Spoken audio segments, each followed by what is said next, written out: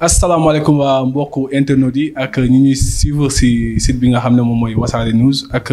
wasarenews.com ñu dikk ak yéen si émission bi nga xam ne à chaque fois rendez-vous la fii si Wassare News muy émission politique bi nga xam ne tey jii nii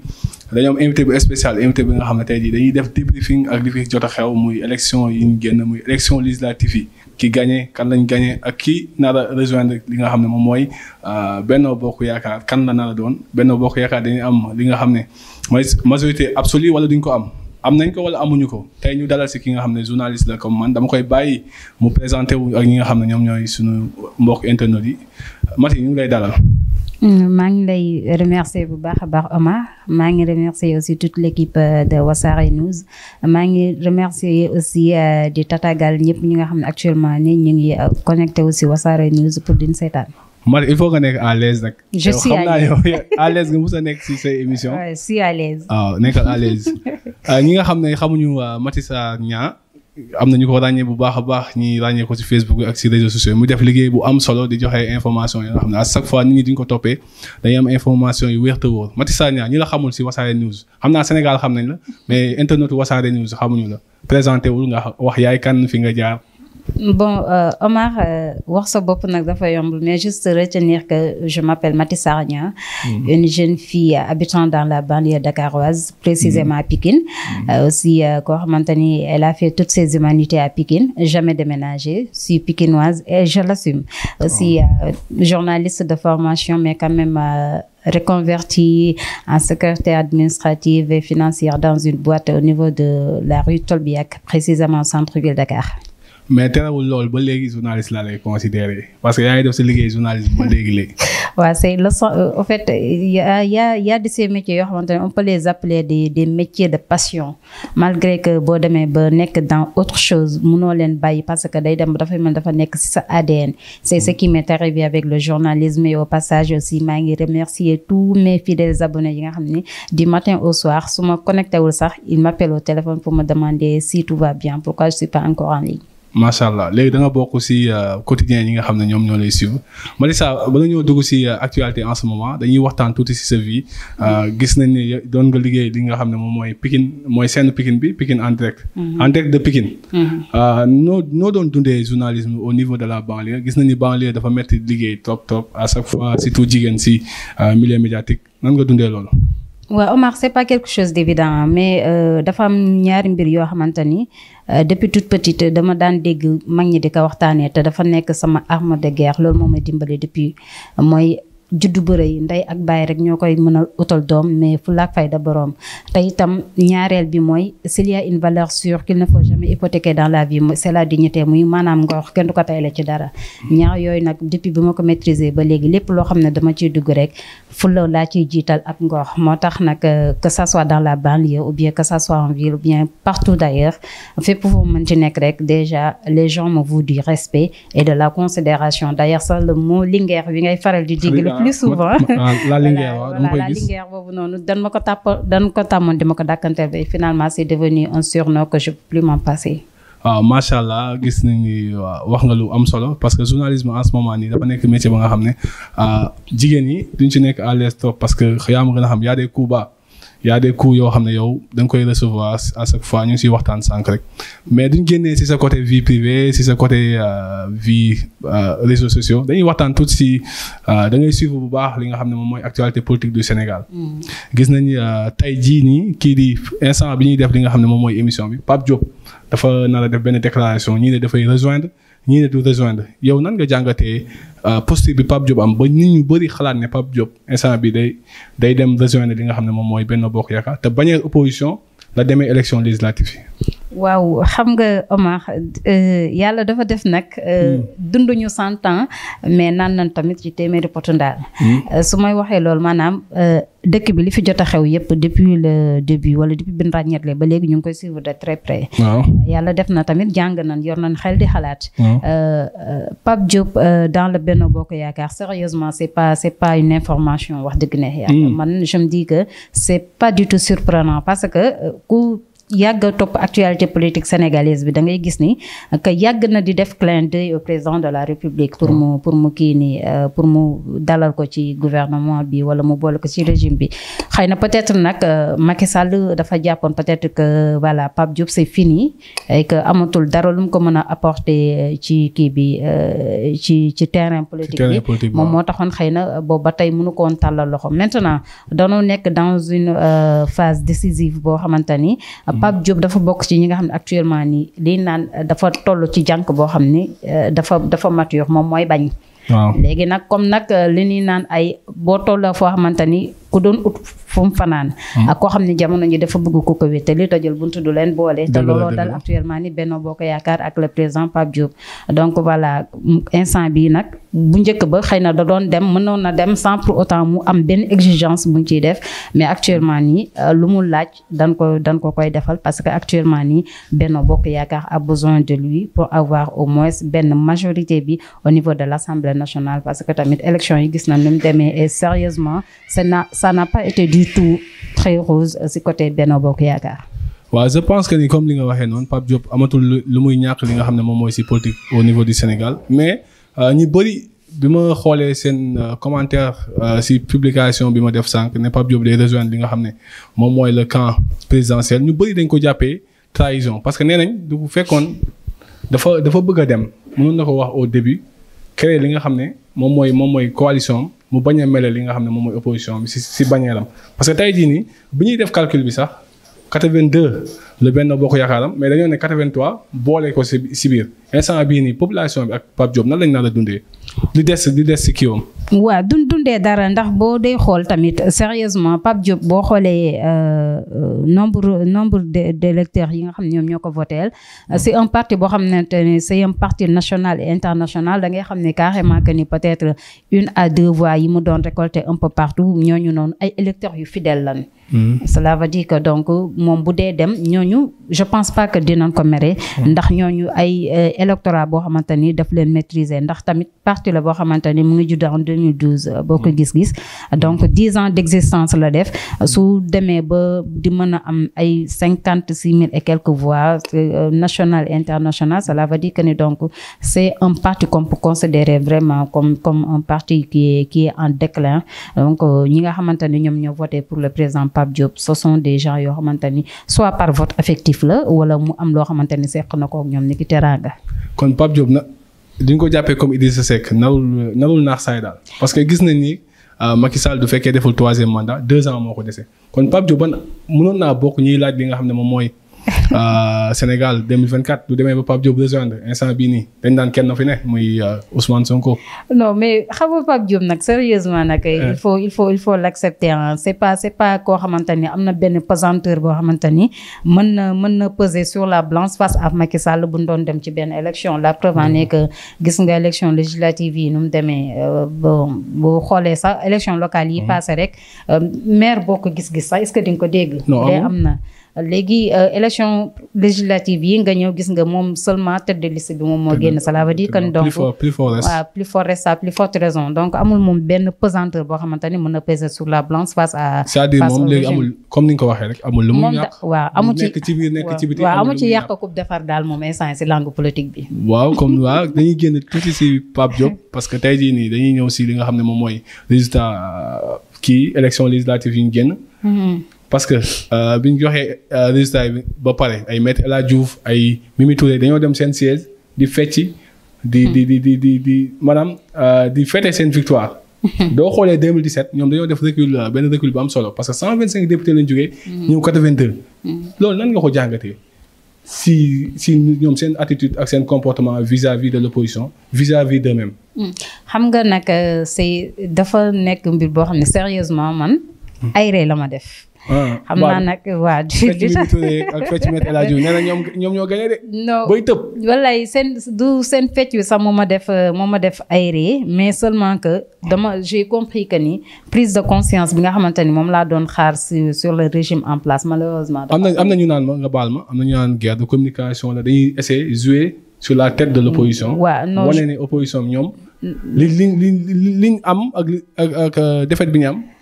du leen yàqal dara ci seen avenir. Non, je pense pas que ni sax dañuy guerre de communication bi c'est avec l'opposition mais plutôt fi ma koy xalaat mooy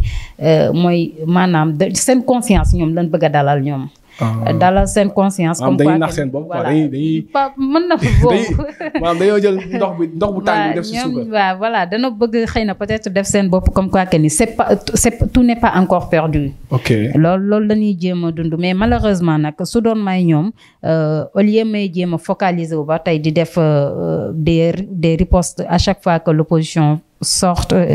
et fait une déclaration. parce que dañuy considérer ñoom ñooy opposition. à chaque fois waaw gars ñi ñoo loolu la leen di l'opposition génn def conférence de presse rek ñoom ñu daw wootee def conférence ba minuit 1h du matin. waaw léegi. c'est la première fois de l'histoire. waaw parce que tamit li ñuy wax rek xam nga danoo jëloon terrain bi tamit. au lieu ñu jagleel ko l'essentiel mais doon ko focaliser woon de trop sur une personne. il faut oser le dire parce que loolu moo fi am focaliser ko sur une personne ba pare boole ko jël ko def ko débat de personne campagne de diabolisation et de dénigrement. Malheureusement nag c'est pas quelque chose qui a été très payant. ak ñoom tamit nga baal ma ak seen forme de bi ñu doon defee seen campagne ñoom à chaque fois au lieu ñu wax li fi législature bi 13e législature bi def mais ñoom dañ doon wax réalisation yi fi Macky Sall def di wax tali. di wax autoroute di wax ay terre rek. te nekkuñu campagne présidentielle. waaw c'était la question est-ce que loolu méttiwul Sénégalais tamit. waaw c'était la question que je me posais. parce que waroon nañoo wax loi yi ñu voté. waaw lañ indi lu bees. bon affaire góor jigéen bi waxuñu si dañoo esquiver loolu yëpp ñëw li nga xam ne moom mooy si réalisation le président Macky Sall. Bon, c'était la question que je me posais à longueur de journée sur ma page parce que je me disais tout le temps que j'ai comme l'impression que je suis en 2024 alors que 2022 laa nekk parce que tamit. pour Sénégalais yow mujjee jaarale. élection présidentielle lañ nekk. élection législative. xam nga une législature boo xamante ni dafa jeex. yow nga amoon ci majorité absolue avec plus de 120 et quelques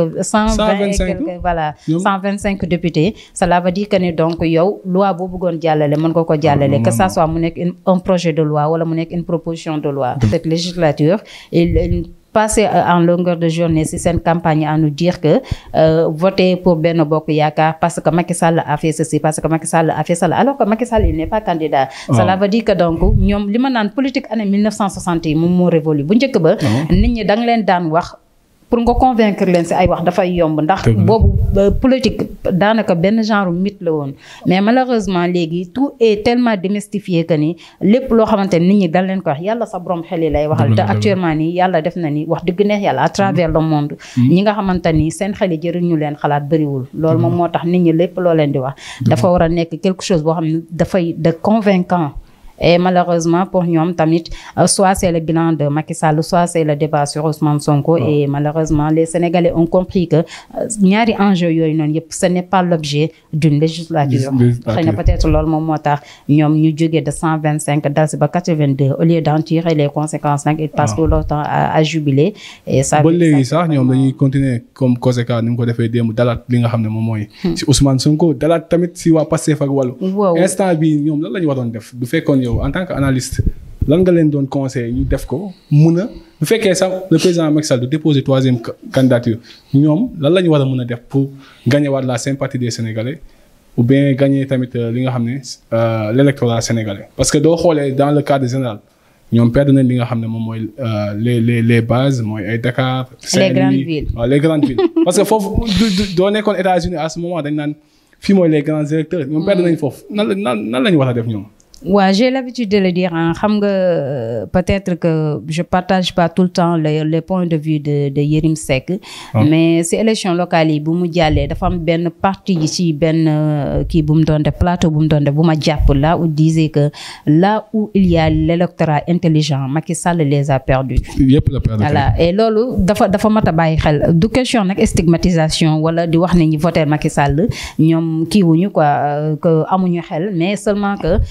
il faut admettre que les villes rebelles si on peut les appeler ainsi muy les grandes villes yi nga xamante ni ce sont des capitales régionales ou bien la capitale sénégalaise pourquoi Macky Sall peine à les gagner c'est ça la question léegi nag le problème est que ñi nga xam ne ñoom ñoo ko waroon dimbali mooy ñi nga xam ne peut-être ñoom lay tànn wala ñu nekk à la base au lieu ñoom ñu focaliser sur l'essentiel c'est-à-dire essayer de remédier aux difficultés des populations lambda essayer d'assister la population essayer de trouver des solutions aux difficultés des Sénégalais seen problème en est que le temps dañuy gis des investissements yoo xamante ni ay milliards nga ciy dégg mais. li may faral di wax rek on peut tromper du am benn aboutissement. même bu dee am aboutissement sax c'est-à-dire que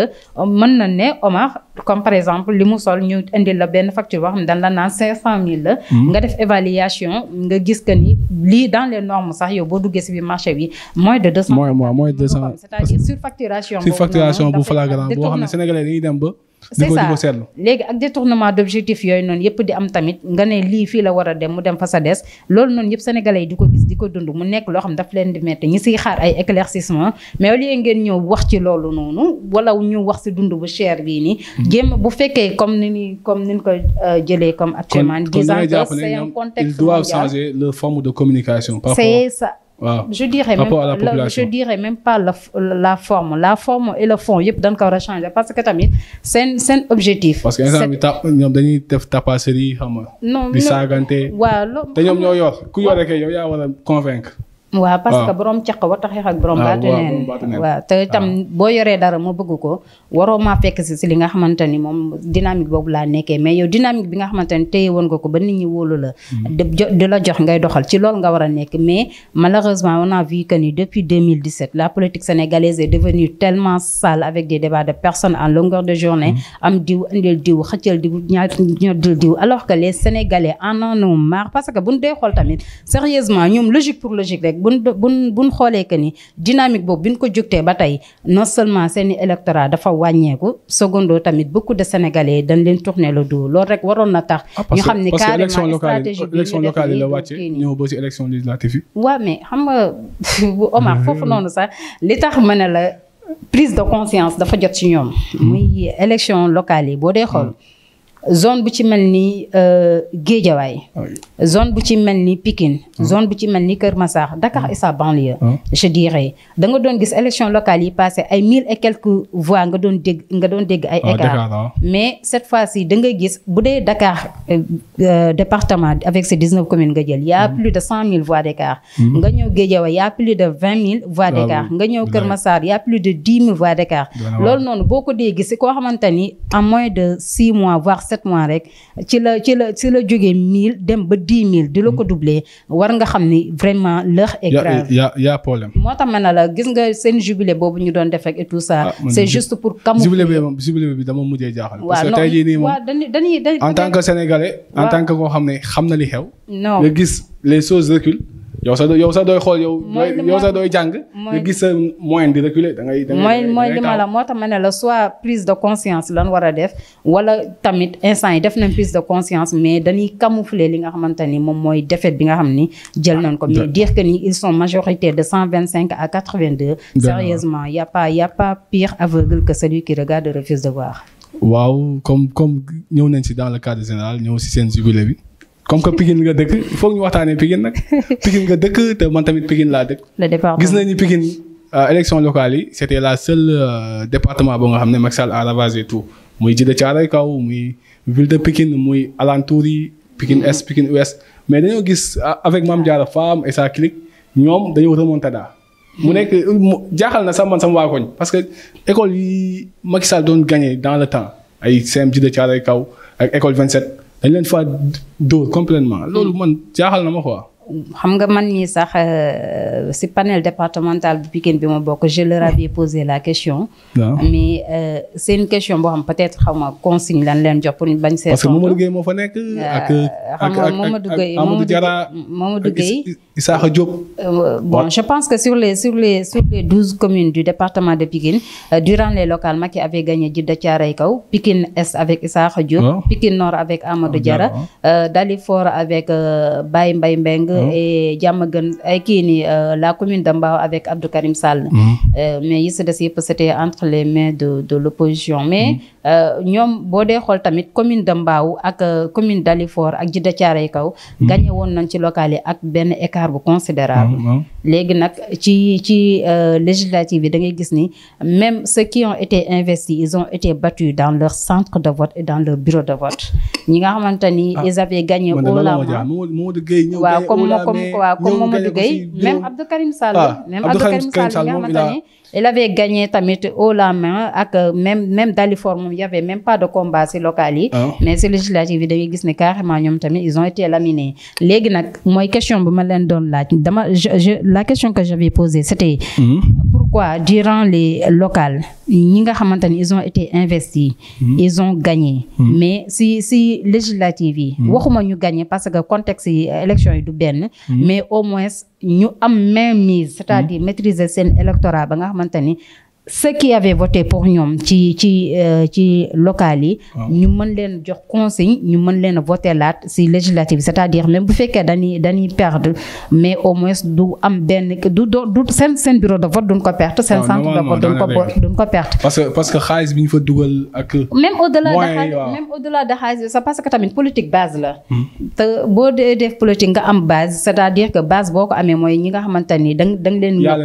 yaa leen moom mais bu fekkee nag sa bureau de vote dañ la fa gagné sa centre de vote ñu gagné la fa cela veut dire que ni kon yow électorat yi nga xamante ni ñoom ñoo la voté ci élection locale yi amoo maîtrise ci ñoom c'est-à-dire que ñoom ci législative yi gis nañ que ni d'autres ont été investis et non pas vous peut-être ils n'ont pas travaillé dans le temps parce que tey jii nii doo gagné locale yi yow nga xam ne dans quelques mois de élection législative dafa war a ñëw da ngaa war a anticiper mais ils ne sont pas proactifs. Bon, je dirais pas ça mais je pense que la guerre fratricide entre Benno Bokk Yaakaar tamit am na lu mu pesé parce que tamit loolu laay wax nee naa leen gis nga ce que je peux lu ma mënul tolérer mooy vous aviez dit que local yi communes yu bëri da ngeen ko perte parce que y avait des listes parallèles yoo xamante ni ils étaient tous de Benno Bokk Yaakaar ces législatives yi on a vu les retrouvailles avec tous les responsables ñoom ñëpp ñu ñëw bokk benn say et vous êtes battus cela veut dire que ni donc soit retrouvailles yi moom moo nekkoon souffler le chaud et le froid maanaam li ngay wane ci kaw bokk la li ngay defee ci suuf wa ilaa tamit yéen da ngeen def comme quoi que ni carrément ñi ni investir suñu gagné cela veut dire que nous les non investis c'est notre mort politique et vous avez soit donné des consignes de votre sanction ou bien vous allez préférer vous abstenir parce que quoi qu'on puisse dire aussi le taux de participation durant ces élections législatives était très faible. Ok. tooñ nga li nga xam ne moom mooy Pikine fi nga dëkk ak fi ma dëkk léegi dañuy ñëw par exemple dañuy def benn transition bu ndaw rek waxtaan li nga xam ne moom mooy ci wàllu ak Sénégal xam nañu wàllu c'est Maître Abdoulaye Wade xam nañu Yewwi c'est Ousmane Sonko. wàllu xam nañu PDS moo fa bu doole te xam nañu depuis bi élection yi passé ba résultats yi génn y a des gens qui murmurent ay affaire ay wax ya nga xam ne nee nañ PDS tôt ou tard il va rejoindre la famille libérale avec Macky Sall parce que nee nañ Karim day ñëwaat combine bëre bi ak Ousmane Sonko nekk seen wet nan nga jàngatee. day am trahison dafa nar am trahison de wala. waaw am nañ démb de gën a taxal seen bopp si Yewwi Askan Wi nee nañ ñoom. du ñu see génn nii mais Sénégalais doo génnee laaj leen ne leen wàllu est-ce que dina rejoindre li nga xam ne moom mooy Yewwi Askan Wi au niveau de l'Assemblée créer benn force politique à chaque fois da ngay dégg ñaari groupe parlementaire opposition te loolu du amee seen défaite la. waaw xam nga j'ai l'habitude foofu noonu laa doon revenir sànq sax ma ne gis nga mbir yi. paaka kenn mënu ko jiitu ci mbaraam. ay hypothèse rek la nit ñi mën a teg tamit te itam hypothèse yi boo dee xool lu si ba gën a bëri tamit. damay ragal ñu vendre la messe de. waaw mën na nekk mais seulement que il faut admettre une chose Omar mooy législature bii ñu nekk 14e bi nii. c'est une législature de moins de 2 ans. c'est-à-dire après élection présidentielle yi di ñëw cette législature là bu élection yi jàllee elle sera dissoute. day jeex donc képp koo xamante ni nag am nga carrière politique wala bëgg nga carrière politique bi stable boo xamante ni après tu pourras continuer à convaincre les Sénégalais. parce que am na leneen lu war a xew dans 2 ans. non bien sûr parce que élection présidentielle yi mu ngi ñëw te après élection présidentielle yi y a l'élection kii y a l'élection les élections législatives aussi. donc day ñëwaat donc voilà léegi nag bu fekkee nag yow. tu penses que tu es plus intelligent que nous le bas peuple. dégg naa xaalis bi mu ngi commencé daw si suuf de. mais Macky Sall mu ngi ak ay kii le président Macky Sall di ko gars yi di jiin mu ngi ak ay saagam. waaw mais Omar xam nga nit da ngay am ambition. waaw nit am ambition weesu fu muy weesu mooy duñ la tegal junni tey yow mu leer na la ni que ni sa junni boo jëlee junni bii rek. yemale nga sa wërsëg. mais yow dynamique bi nga nekkee. topp processus bi mën nga dem ba am ay 100 000 200 000 nit da ngay am ambition mais nag bu fekkee da nga jàpp que ni yow nag vraiment c'est fini pour yow amatoo benn lépp alal la moom sérieusement mën nga koo jël tey mais prochainement xamal ne li ngay lekk tey nga koy lekk mais suba doo lekk doy na waar de moo tax intercoalition bi dañoo war a xalaat li nga xam ne moom mooy dans 2 ans il y aura des élections mooy li ma la élections yooyu peut-être le président de la République ne va pas participer à ces élections ñoom dañoo war a xalaat seen avenir surtout PDS bi nga xam ne dafa bëgg gagnewaat la sympathie des Sénégalais. Bon PDS moom son seul fort mooy dafa am base affective boo xamante ni sérieusement même su doon sans élection sax am na zone yoo xamante ni di ko mës a perte ci mel ni comme le cas de Mbacké et de Touba. Et gis nga élection yi passé tamit. foofu moom seen fief la. waaw seen fief la donc ñoom tamit. foog naa ni 2024 bëgg nañ Karim Meïssa Wade nekk candidat te itam Karim pour mu nekk candidat il faudra qu'il soit au Sénégal te pour mu ñëw au Sénégal il faudra qu'il soit amnistié ou bien ñoom ñu def seeni stratégie ba nga xamante ni il sera de retour by force mais le problème est que instant bii nii les Sénégalais yi Omar lu ma la bëgg a xamal rek mooy les Sénégalais ne sont plus dupes ku weddi laajal transhumant yi Sénégalais moom dañu commencé mat parce que sama koñ moom ku weddi gars yi dañ lay jox 5 000 nga dugal sa poste mais loolu depuis ñëw ba si man ne ma yeewi laa woteel mais loolu xam nga sax loolu depuis 2012 la da ngay joxe sa xaalis parce que bu fekkoon nu mu tudd politique xaalis rek mooy tax nguur du jeex Abdoulaye Wade kenn du ko mës a gagné parce que moo gën a yéwén ñi fi jot a jaar ñëpp moom de may na ba may dof waaw mu ngi noonu nag léegi nag mais le problème est que au delà de ça les transhumants si boppam dafa war a doy ñëpp misaal gis nga tous ceux qui ont été parce que transhumants yëpp nga baal ma dañ leen doo seen dañ leen laminé ñoom doo maire Wakam bi ñeneen ak ñeneen maire Wakam Bamba Fall ki nekk nu mu tudd Idrissa Seck pendant 20 ans il gagnait Thiès dafa nekkoon base affective mais actuellement nii xoole Idi mënul gagner sax benn commune biir Thiès loolu rek déjà cela veut tout dire et au passage je lui rappelle que il a déjà 63 ans dina xam li ci topp donc daal mu ngi en phase de déclin waaw mu ngi noonu nag te tamit ñoom boo leen koy wax duñ ko gëm mais élection locale Idi perte Thiès élection législative Idi perte Thiès cela veut dire que ni donc Idi n'a plus d'avenir politique loolu moom daf koy nangu wala mu bañ ko rek mais moom transhumance am jëriñu ko parce que lii naaw bi sax mooy Yankoba Diattara ak li mu wax Ousmane Sonko ak li mu ko sànni xeer yëpp moom tamit il a été laminé non kooku moom sax moom dëgg-dëgg moom Yankoba waaw mu ngi noonu parce que je dis que les gens n'ont pas sanctionné Yankoba Diattara c'est comme beaucoup d'investis sur Benno Bokk Yaakaar par Macky Sall ils n'ont pas été sanctionnés parce que mënuñu li ñu dem mais ils ont été sanctionnés parce que les gens ont voulu sanctionner Macky Sall c'est le cas avec les transhumants léegi moom kun ci fal nga dem feneen rek moom bu prochaine élection rek on dit rien mais ñoom moom suñuy carte noonu la dañuy ñëwaat tamit si fee ba nga xam ne yëngal na Sénégal si dernière du ma ne semaine bii sax muy waxu Mansour Faye bi Mansour Faye nee na le président Macky Sall est dans son premier xaw ma quinquennat si premier quinquennat am la nekk nii kon am na droit da ngay sous-entendre am na droit def 3e mandat Mansour Faye bi nga xam ne tamit il a été laminé aussi à Saint-Louis moom tamit am na audace ba jugaat ne Sénégalais yi day def Macky Sall day def 3e mandat. xam nga après élection législative yi dama ko wax. ndax dama ne l'intercoalition combinée. boo leen boolee ñoom ñoo ëpp déjà Benno Bokk Yaakaar ñu nekk député donc cela veut dire que le débat ne se pose pas entre kan moo am majorité parce que l'opposition réunie moom moo ëppale député biir Assemblée nationale que la mouvance présidentielle. Macky Sall je me rappelle dernière face to face bi mu defoon avec la presse sénégalaise ce discours à la nation du 31 décembre je pense que c'était Babacar Fall de la RFM qui l'avait interpellé sur la question du 3e mandat.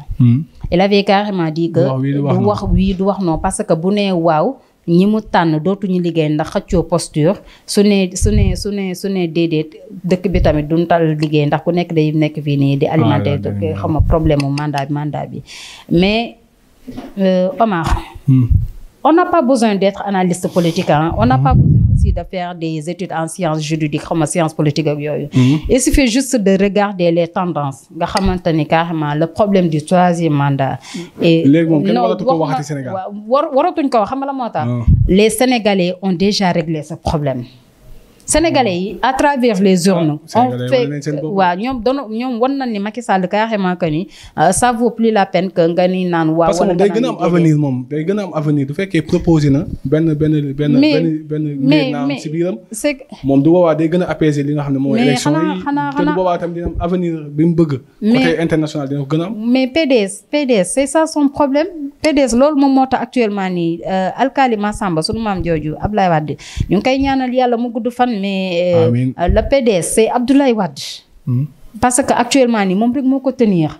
amul numéro 2 amul dara. c'est le cas aussi avec Macky seulement que PDS sax tane ndax PDS c'est un parti structuré. mais APR depuis sa création en 2008 ba tey jëlee nii mosoo gis ñu structuré ko. voilà depuis non jamonoy Dekkal Ngor sax sori na du temps de SMS du temps de soutien à Macky Sall en 2008 2009 Dekkal Ngor yaakaar ba si kii noonu ba léegi nii. mais boo dee xool c'est un parti boo xam ne c'est pas du tout structuré c'est-à-dire que Macky nag interpellé nañ ko si mais nee na ñàkk structuration bi moom ko jig ndax boobu ba tey si lay gagné ay élections mais nit personne n'est indispensable dans la vie nan ko waxta dee nit koo gis même bu demoon bay faatu sax dina bàyyi mbébét ndax boo dee déglu si seede yi di nga dégg ñu ne moonte amoon na yéene def lii ak lii loolu mooy àdduna même sang bu tedd bi sax sallallahu alayhi wa sallam bi muy kii ne da nga doon dégg ñu naan tamxaritu déwén dafa doon naan bu ko fi fekkee dina woo bisu tamxarit woor lan demee tamxarit faf yàlla tamxarit bi fekku ko fi moo tax gaa ñi def ko sunna di ko woor bisu tamxarit ak lan demee tamxarit loolu mooy lay wan ni àdduna mu bindoo noonu dem di nga bàyyi mbébét te kenn mënta jeexal lépp moo tax tubaab naan nul n'est indispensable dire que nag ni ay Macky Sall dafa war a def 3e mandat loolu sax je me dis que c'est insulter les Sénégalais de un et c'est insulter aussi la démocratie mondiale parce que tamit boo dee xool dans toutes les grandes puissances mondiales personne ne fait plus de 2 mandats ñu may jël ay le cas de Angela Merkel en Allemagne ak yooyu na yëpp dañuy fàtte que ni on n'est pas dans un royaume on est dans une république et damay faral di ko wax lu bëri parce que tamit le rappel profite aux croyants. c'est ñoom ñoo na ko jàngal à l'école ils nous ont carrément appris que la république c'est le gouvernement du peuple par le peuple et pour le peuple et aussi la souveraineté nationale appartient au peuple léegi nag suñ demee ba le peuple dans sa majorité décidé na que ni carrément que ni vraiment Macky ñoo la xeexaloon en 2008 temps SMS soutien à Macky Sall 2009 ñoo la def maire Fatick temps Dekkal Ngor yaakaar 2012 avec yoonu yokkute ñun ñoo la tabb ñoo xeex waat ñoo ko fi jëlee boobu ba tey ñuy gis ay injustice yoo xamante ni yow dang ñu ko doon wax ni carrément que ni da nga ne créé c'est pour le régime bi soog a jeex mais ñoo Ablaye Wade mais nag pour ñun la mais gis nañ ni li fi am ci ay détourneurs ak ñi nga xamante ni ils ont été épinglés par les forces par les corps de contrôle de l'État